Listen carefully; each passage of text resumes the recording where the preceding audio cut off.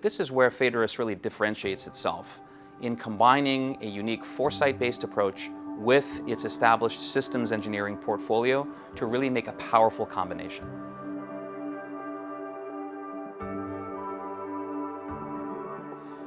So about 15, 20 years ago, I created this methodology called threatcasting. And it is as it sounds. You're looking 10 years out at a range of possible and potential threats. You're identifying those threats so that you can figure out how to disrupt, mitigate, and recover from them.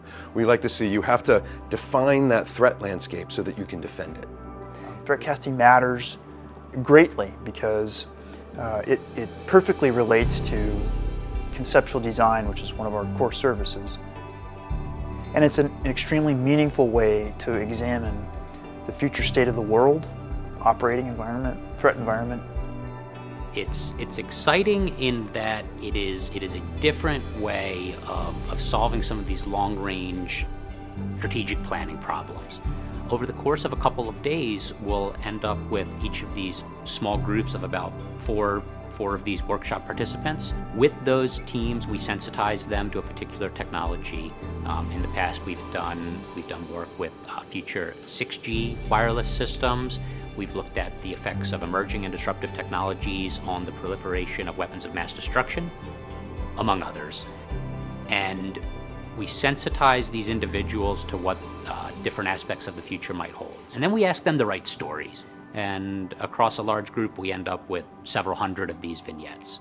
From there, we analyze the data, we code the data, we determine common themes, trends, and build out a model of what these potential future threats might look like and how they would come to be.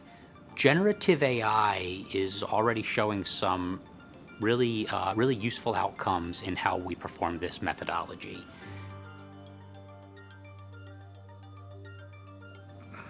So one of the technologies that Phaedrus is working towards is a system called WOOF. And what WOOF's challenges to do is to take the threatcasting methodology and bring it to a completely new level. In doing so, we leverage new ways and new platforms of not only collecting the data from workshop participants that are going through the threatcasting exercises, but we're also harnessing AI and machine learning to guide the workshop participants as well as provide the tools and research that our analysts need to be able to then go back in and analyze the data to find outliers and latent points of interest that may not otherwise be known or easily apparent without the aid of machine learning. Rather than having each one of us go around and check the work of these teams, they can get that immediate feedback, that iterative feedback. And what we've seen is that teams will start off with inputs that are very simple and not well defined. They'll ask for that feedback, and we don't want the model to do the work for them. We just want it to tell them if they're on the right pathway. In traditional threatcasting methodologies, workshop participants would just have like a general field on a template that they would fill out and type in on their computer. Now what's happening is that they're putting in that information in a completely new platform that facilitators are able to monitor in real time, but their workshop participants are also able to engage with machine learning algorithms that are tailored to threatcasting and to what we're working for the customers and the participants with, that's guiding them in what they're saying. And so what's happening here is you're finding richer and more complete thoughts and content coming from our workshop participants. We're getting fantastic written narrative out of it, but then the question is, well, why do we even have everyone come together? What's the value in that? And the value is still when you get this cross flow of information and ideas at each break. So if you imagine a workshop, we're broken up into kind of hour chunks of writing these character-driven vignettes. In between each of those, all of the teams are going to provide a quick 1-minute presentation to the rest of the group.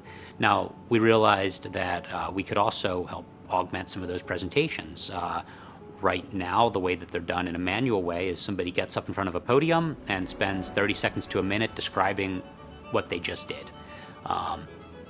Generative AI for things like Stable Diffusion or Midjourney, if you're familiar with those, provides the ability to build some very high quality images on the fly. And that right there is the difference in how you begin to weave artificial intelligence to not circumvent creative thinking, but to augment it and to help bolster it.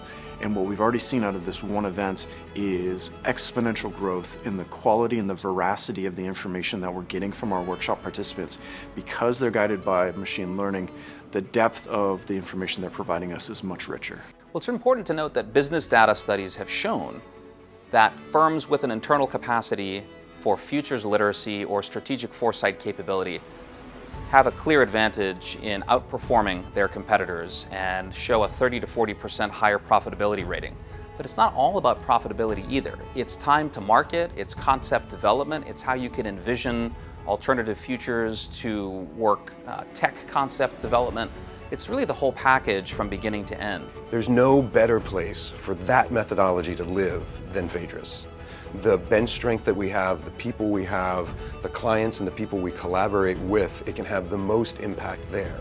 So for me, it was really natural to bring threatcasting into Phaedrus because it can become a force multiplier for good.